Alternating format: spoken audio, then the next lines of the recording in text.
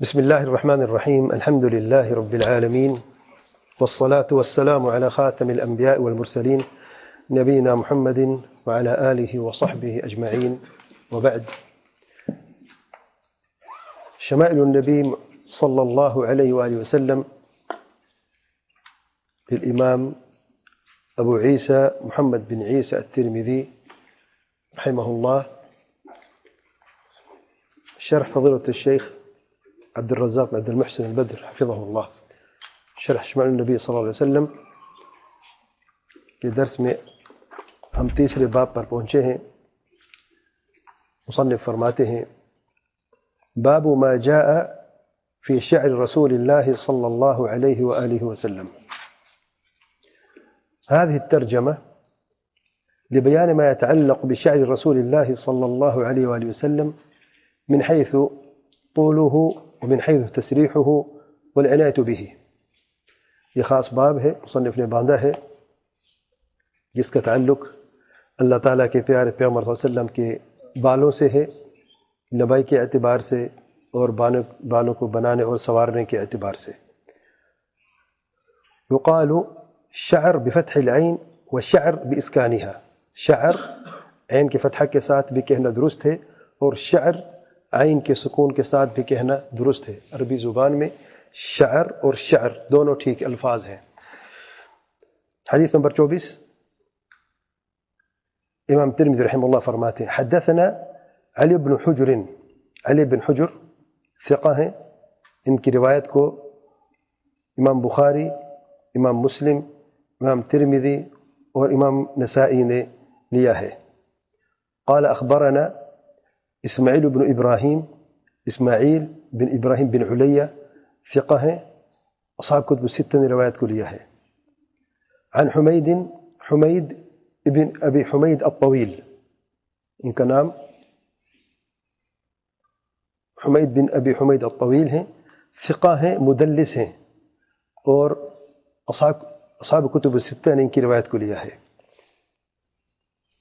عن انس بن مالک، انس بن مالک صاحب رسول اللہ صلی اللہ علیہ وسلم، اللہ تعالیٰ کے پیارے پیغمبر صلی اللہ علیہ وسلم کے صحابی ہیں، اور ان 7 صحابہ میں سے ہیں جنہوں نے کثرت سے روایت کی ہے اللہ تعالیٰ کے پیارے پیغمبر صلی اللہ علیہ وسلم کی حدیث کو، اور کتب الستہ کے اصحاب نے روایت کی ہے سید انس رضی اللہ عنہ کی حدیث کو۔ قال، فرماتے ہیں: كان شعر رسول اللہ صلی اللہ علیہ وآلہ وسلم الى نصف اذنیہ۔ شیخ عبد الرزاق رحمہ اللہ فرماتے ہیں اس حدیث میں اس چیز کا بیان ہے کہ اللہ تعالیٰ کے پیارے پیغمبر صلی اللہ علیہ وسلم کے بال نصف الاذنین، کان کے آدھے حصے تک تھے، اور بعض روایات میں آیا، بعض احادیث میں آیا ہے کہ اللہ تعالیٰ کے پیارے پیغمبر صلی اللہ علیہ وسلم کے بال جمہ تھے، اور جمہ ان بال کو کہتے ہیں جو کندھوں تک ہوتے ہیں۔ بعض اہل علم نے یہ کہا ہے، یعنی اختلاف کیوں ہے، بعض راویوں نے کہا ہے کہ کانوں کے آدھے حصے تک تھے، بعض نے کہا کہ کندھوں تک تھے۔ ایک تیسرا لفظ بھی ہم نے پڑھا ہے، کس کو پتہ ہے؟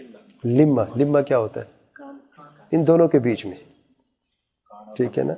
ایک وفرہ بھی ہم نے پڑھا ہے، وفرہ کان کی اس جو لو ہے یہاں تک وفرہ ہے، اور کندھوں تک جمہ ہے، دونوں کے بیچ میں لمہ ہے۔ اب آگے بھی آئے گا انشاءاللہ۔ تو یہ اختلاف کیوں ہے؟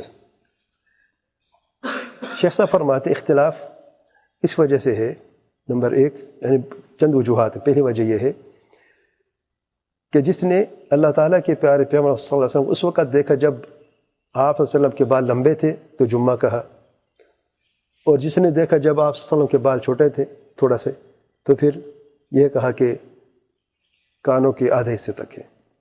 اور امام ابن کثیر رحمہ اللہ بدایہ والنہایہ میں فرماتے ہیں، جب ان احادیث کو بیان کیا ہے، فرماتے ہیں ان دونوں حالتوں میں کوئی تضاد یا منافات نہیں ہے، کوئی نفی نہیں ہے ان دونوں صورتوں کی، کیونکہ بعض اوقات بال لمبے ہوتے اور بعض اوقات بالوں کو کاٹ دیا جاتا ہے، اور ہر راوی نے، ہر صحابی نے وہی اس چیز کا ذکر کیا ہے جو انہوں نے اپنی آنکھوں سے دیکھا ہے۔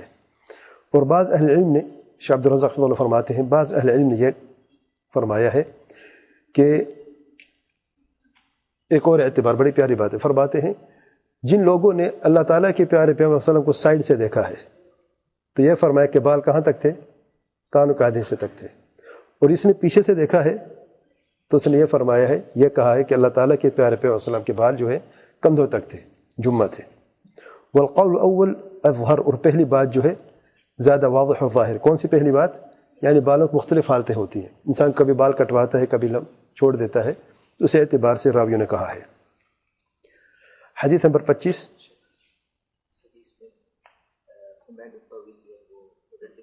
جی ہاں، جی ہاں، لیکن اس حدیث کو مسلم نے بھی روایت کیا ہے۔ فٹ نوٹ پہ دیکھیں، خرجہ مسلم۔ تو یہ روایت جو ہے، بھائی کا سوال ہے، بڑا پیارا سوال ہے۔ بھائی کہتے ہیں کہ میں نے کہا ہے عن حمید الطویل، میں نے یہ بھی کہ ثقہ ہے، مدلس ہیں، اور پھر عن سے روایت کر رہے ہیں، عن انس بن مالک۔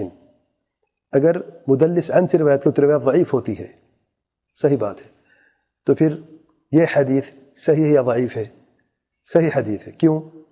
کیونکہ یہ حدیث امام مسلم ہی روایت کی ہے، اور امام مسلم کی روایت صحیح روایت ہے۔ مجھے نہیں پتہ اس وقت کہ وہاں پر حدثنا کا لفظ ہے یا کوئی اور سند سے ہے، لیکن یہ حدیث صحیح، کیونکہ یہ صحیح مسلم میں یہ روایت موجود دیکھا جا سکتا ہے، لیکن حکم جو ہے اس حدیث کا یہ ہے کہ حدیث صحیح ہے۔ ایک اور پیاری بات، انشاءاللہ وقت ملا تو ایک سوال کا جواب بھی دیں گے انشاءاللہ۔ اس سے یہ فائدہ ہوتا ہے، کیا فائدہ ہوتا ہے کوئی جانتا ہے؟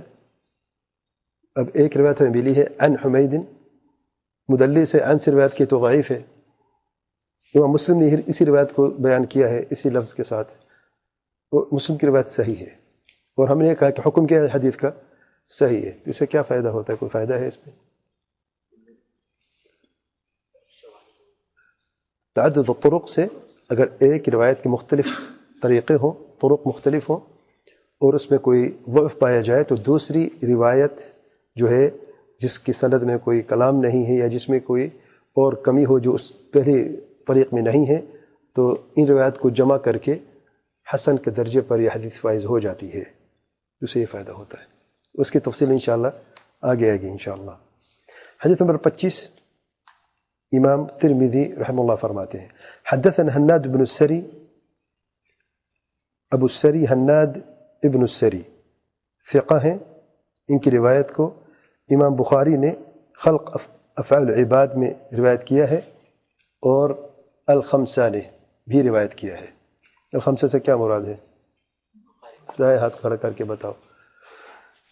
امام بخاری کے علاوہ باقی جو، امام بخاری کے علاوہ کیوں؟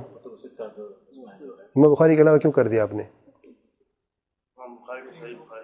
کیونکہ امام بخاری سے بخاری میں نہیں روایت کو لیا بلکہ خلق افعال العباد میں لیا ہے، ورنہ ہم یہ کہتے اخرج اصحاب الکتب الستہ، یعنی امام بخاری نے صحیح بخاری میں روایت کی ہے، لیکن ان راوی سے، حالانکہ یہ جو ہے حناد بن السری جو ہے معروف محدث ہیں، ثقہ بھی ہیں، لیکن امام بخاری نے ان کی روایت صحیح میں نہیں لیا ہے، خلق افعال العباد میں ان کی روایت کو لیا ہے۔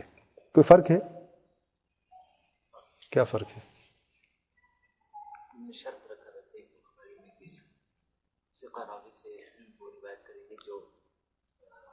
صحیح بخاری میں امام بخاری نے شرط رکھی تھی کہ صرف ثقہ راوی سے ہیں، جو ان کے ثقہ تھے صرف ان سے روایت لیں گے، کسی اور سے صحیح بخاری میں نہیں لیں گے۔ قال اخبرنا عبد الرحمن بن ابی الزناد، اخبرنا عبد الرحمن بن ابی الزناد۔ عبد الرحمن بن ابی الزناد صدوق ہے، تغیر حفظه اخیرا، صدوق ہیں لیکن آخر میں حافظہ جو ہے تبدیل ہو کمزور، بالکل چینج ہو گیا، یعنی کمزور بھی ہو گیا کافی۔ ان کی روایت کو امام بخاری نے تعلیقاً روایت کیا ہے، امام بخاری نے تعلیقاً سے کیا مراد ہے؟ تعلیقاً سے کیا مراد ہے؟ بارک اللہ فیک۔ امام بخاری نے ان کی روایت کو بغیر سند کے بیان کیا، آگے کے سند کو گرا دی ہے تعلیقاً۔ ومسلم فی المقدمہ، مسلم مقدمے میں روایت کیا ہے، اور باقی چاروں نے بھی روایت کیا ہے۔ اس سے کیا مراد ہے؟ امام مسلم مقدمے میں روایت کیا، کیا مطلب؟ مقدمہ صحیح مسلم، مقدمہ صحیح مسلم میں جو روایات ہیں، صحیح مسلم میں دو قسم کی روایات ہیں، ایک مقدمے میں جو روایات ہیں، دوسری وہ جو اصل جو حدیث کے تبویب ہے اور جو باقی روایت اس میں ہے۔ تو بعض علماء تفریق کرتے ہیں مقدمے میں اور صحیح میں. عن هشام بن عروة، هشام بن عروة المدني ثقة، ان کی روایت کو اصحاب کتب الستہ نے لیا ہے. عن ابیہ، نبی سے کیا مراد ہے؟ هشام بن عروة کے ابی کون ہے؟ عروة بن الزبير بن العوام. بارک اللہ فیک. عروة بن الزبير بن العوام ثقة فقیہ. اور کون آگے کرے گا؟ احد تابعین میں سے ہے. فقہ ہے، فقیہ ہیں. ایک اور خصوصیت من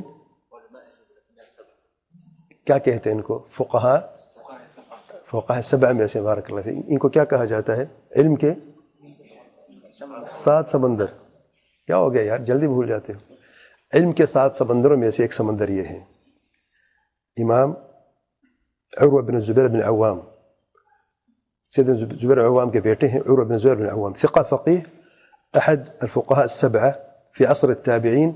ان کی روایت کو کتب الستہ نے روایت کیا ہے، اصحاب کتب الستہ نے روایت کیا ہے. عن عائشة ام المؤمنین رضی اللہ تعالی عنہ الصدیقہ بنت الصدیق.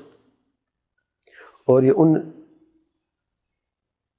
صحابہ میں سے ہیں جنہوں نے اللہ تعالیٰ کے پیارے پیغمبر صلی اللہ علیہ وسلم کی حدیث کو کثرت سے روایت کیا ہے. کثرت سے کیا مراد ہے؟ 1000 سے زیادہ حدیث کے جو راوی ہیں صحابی ان کہتے ہیں مکثر الروایہ، یعنی کثرت سے روایت کی ہے اللہ تعالیٰ کے پیارے پیغمبر صلی اللہ علیہ وسلم سے. قالت كنت اغتسل انا ورسول الله صلى الله عليه وآله وسلم من اناء واحد وكان له شعر فوق الجمة ودون الوفرة. یہ حدیث ہے. شیخ عبد الرزاق حفظہ اللہ فرماتے ہیں قولها رضی اللہ تعالی عنہ كنت اغتسل انا ورسول الله صلی اللہ علیہ وسلم من اناء واحد، یعنی میں اور اللہ تعالیٰ کے پیارے پیغمبر صلی اللہ علیہ وسلم ایک ہی برتن سے نہایا کرتے تھے، غسل کیا کرتے تھے. سید عائشہ عنہا فرماتی ہیں جزاک اللہ خیرا. شیخ صاحب فرماتے ہیں اور اس میں دلیل ہے کہ میاں بیوی دونوں ایک ساتھ ایک برتن سے غسل کر سکتے ہیں. وقولها وكان له شعر فوق الجمة ودون الوفرة. شیخ صاحب فرماتے ہیں وصف جو ہے یہاں پر بالوں کے لیول کے اعتبار سے، کس لیول تک بال ہے، وصف کے اعتبار یا ذات کے اعتبار سے بات نہیں ہو رہی. اور معنی یہ ہے کہ اللہ تعالیٰ کے پیارے پیغمبر صلی اللہ علیہ وسلم کے بال جو ہیں وہ وفرت سے نیچے تھے اور جمہ سے تھوڑا سا اوپر تھے، اور اسے کہتے ہیں لمہ، جیسے پہلے گزر چکا ہے. تو لمہ ہے، جمہ ہے، وفرہ ہے. ترتیب پہلے وفرہ ہے، کانوں تک اگر ہے تو وفرہ ہے، کندھوں تک ہے تو جمہ ہے، جمہ ہے، جمہ نہیں جمہ ہے. جمعہ کا دن نہیں، جمعہ بالوں جو ہے نا جو کندھے تک آتے ہیں، یہ مطلب ہے. اور بیچ میں ہے لمہ ہے. واضح ہے؟ یہ پوچھیں گا کبھی میں، پھر یہ نہ کہیں بتایا نہیں ہے. میں تیسری چوتھی مرتبہ اس وقت میں بیان کر رہا ہوں. وفرہ ہے، وفرہ ہے، وفرہ نہیں وفرہ. ہاں کندھوں تک جمعہ ہے، ہاں، اور ان دونوں کے بیچ میں لمہ ہے. ٹھیک ہے، چلیں ابھی پتہ چلتا ہے. اچھا یہ فرق کیوں ہے؟ فرق کیوں ہے؟ جس نے جیسے دیکھ ویسے روایت کیا، کیونکہ بال ہمیشہ ایک حالت میں نہیں رہتے. کامن سینس کی بات ہے، یعنی حدیث میں کوئی تضاد نہیں ہے. کوئی شخص کوئی جاہل آ کے یہ کہے اس حدیث میں ٹکراؤ تضاد ہے، ہم دیکھتے ناسخ منسوخ مرجحات دیکھتے ہیں، یہ جہالت ہے. ان حدیث کو جمع کیا جا سکتا ہے کہ نہیں؟ آسان سے جمع کیا جا سکتا ہے، کیونکہ بالوں کی حالت ہمیشہ ایک جیسی نہیں ہوتی.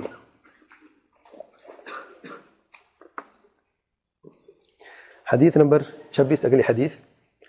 حدثنا احمد بن منیع. احمد بن منیع ثقہ ہے، اصحاب کتب الستہ روایت کو لیا ہے. قال حدثنا ابو قطن. ابو قطن کا نام عمرو بن الہیثم البصری، عمرو بن الہیثم البصری ہیں، ثقہ ہیں.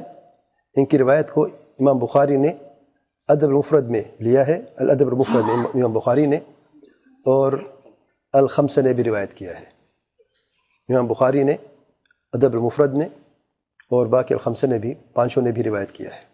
اور یہ حکم تقریب التہذیب امام ابن حجر نے بیان کیا ہے. قال حدثنا شعبہ بن الحجاج الواسطی ثم البصری، ثقہ ہیں، اصحاب کتب الستہ نے روایت کو لیا ہے. عن ابی اسحاق عمر بن عبد اللہ الحمدانی السبیعی، ثقہ ہیں، اصحاب کتب الستہ نے روایت کو لیا ہے. عن البراء بن عازب صحابی ابن صحابی رضی اللہ تعالی عنہما، اور کتب الستہ کے اصحاب نے روایت کو لیا ہے. قال كان رسول الله صلى الله عليه وسلم مربوعا بعيد ما بين المنكبين وكانت جمته تضرب شحمة أذنيه. یہ پہلے بھی گزر چکی حدیث، قال حدیث نمبر 4 پہلے گزر چکی ہے، اور اس لیے شیخ صاحب یہاں پر تشریح نہیں کی. حدیث نمبر 27 اگلی حدیث، امام ترمذی رحمہ اللہ فرماتے ہیں حدثنا محمد بن بشار، کون ہے؟ بندار. محمد بن بشار بندار ہے. آگے ٹھیک ہے، کوئی خصوصیت؟ ثقہ ہے، کتب الستہ روایت کو لیا ہے، اور اصحاب کتب الستہ کے شیخ ہیں. محمد بن بشار بندار جو ہیں اصحاب الکتب الستہ کے شیخ ہیں. قال حدثنا وهب ابن جریر ابن حازم، وهب بن جریر بن حازم ثقہ ہیں، کتب الستہ کے اصحاب نے روایت کیا ہے. قال حدثني ابی کون ہے؟ وهب بن جریر کا، جریر بن حازم ثقہ ہیں، اور کتب الستہ کے اصحاب نے روایت کی ہے. عن قتادہ بن دعامہ السدوسی البصری. قتادہ کون ہے؟ قتادہ بن دعامہ السدوسی البصری ثقہ ہے، کتب الستہ نے اصحاب کتب الستہ نے روایت کو لیا ہے. قال قلت لأنس كيف كان شعر رسول الله صلى الله عليه وآله وسلم؟ قال لم يكن بالجعد ولا بالسبط، كان يبلغ شعره شحمة أذنيه. اور یہ حدیث متفق علیہ حدیث بھی ہے، سے بخاری مسلم بھی یہ روایت موجود ہے. شیخ عبد الرزاق فضل اللہ فرماتے ہیں سیدنا براء بن عازب جو پہلے حدیث ہے، حدیث 26 میں جو شاہد ہے، موضوع الشاہد كانت جمته تضرب شحمة أذنيه، اور جمعہ جیسے پہلے ہم بیان کر چکے ہیں وہ بال جو کندھے تک ہوتے ہیں، اور جمعہ سے مراد یعنی جو بال ہے اللہ تعالیٰ کے پیارے پیغمبر صلی اللہ علیہ وسلم تھے. اس میں کیا کنفیوژن کس چیز کی اس حدیث میں؟ كانت جمته تضرب شحمة أذنيه، کنفیوژن ہے کہ نہیں؟ کیا یہ سو رہے ہو، کیا ہو گیا؟ کیا کنفیوژن ہے؟ بارک اللہ، جمعہ تو نیچے تک ہوتا ہے نا، کندھے تک، اور اس روایت میں کیا آیا ہے؟ کانوں کے لو تک ہے. تو جمعہ سے یہاں پہ کیا مراد ہے؟ شیخ صاحب فرماتے ہیں جمعہ سے مراد جمعہ وہ نہیں کہ بال کندھے تک ہیں، جمعہ سے مراد بال ہیں، یعنی بالوں میں جمعہ کہا جاتا ہے صرف بالوں کو، کہ بال جو ہے وہ کانوں تک تھے. تو یہ مطلب نہیں کہ جمعہ جو ہے نا وہ کانوں تک ہوتا ہے. اگر کمپیریزن ہو بالوں کی لمبائی کا تو جمعہ جو ہے وہ کندھوں تک ہوتا ہے، اور وفرہ جو ہے کانوں تک ہوتا ہے، لمہ دونوں کے بیچ میں ہوتا ہے، یہ معروف ہے. ٹھیک ہے، اگر صرف کمپیریزن نہ ہو، صرف یہ اس چیز کا ذکر ہو کہ کانوں تک بال ہے، تو لفظ جمعہ بھی کہا جاتا ہے جس کا مطلب ہے بال، نہ کہ بالوں کی حد کہاں تک ہے. واضح ہے؟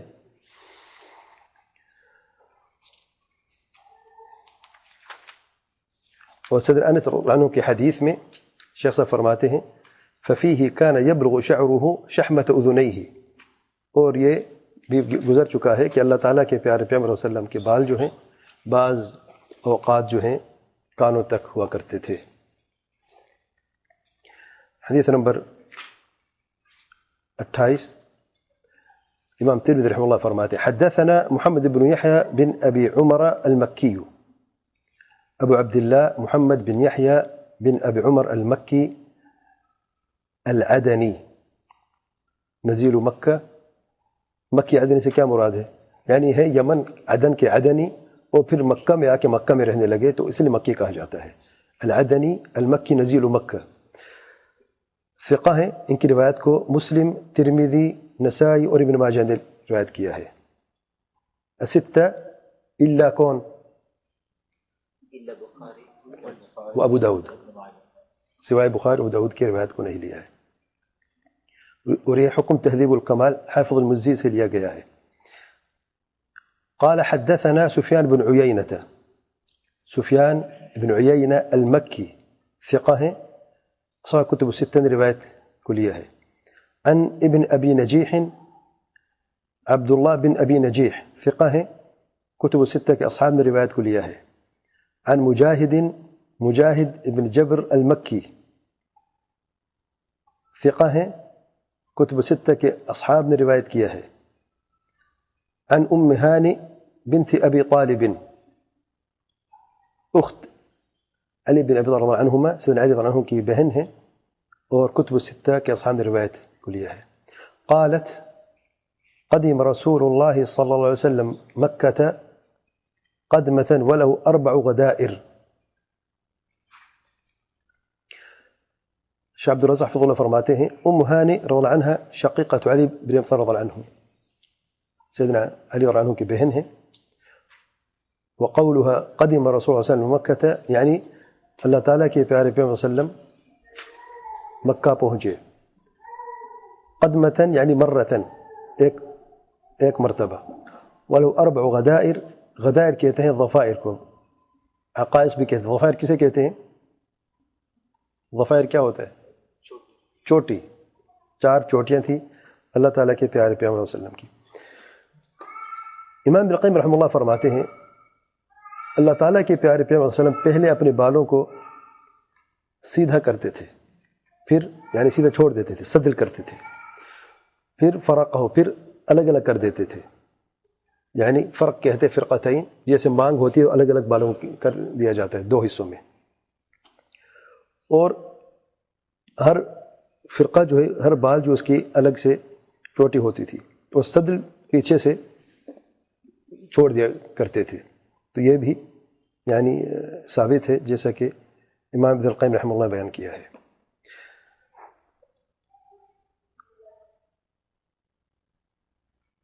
اگلی حدیث، حدیث نمبر 29. اچھا، ایک حدیث 28 کے تعلق سے کوئی خاص بات کوئی جانتا ہے؟ حدیث مسلسل کیا ہوتا ہے؟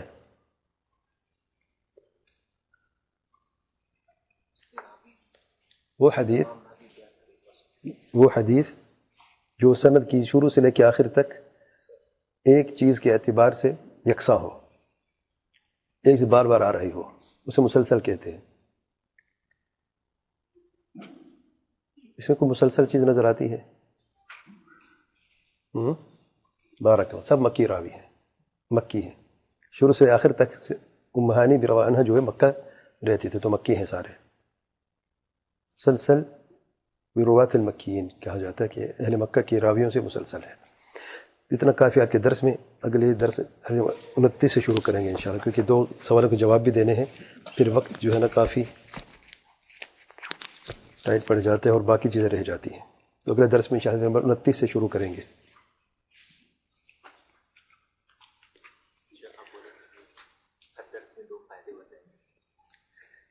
ایک فائدہ تو بتایا تھا، مسلسل بتا نہیں دیا.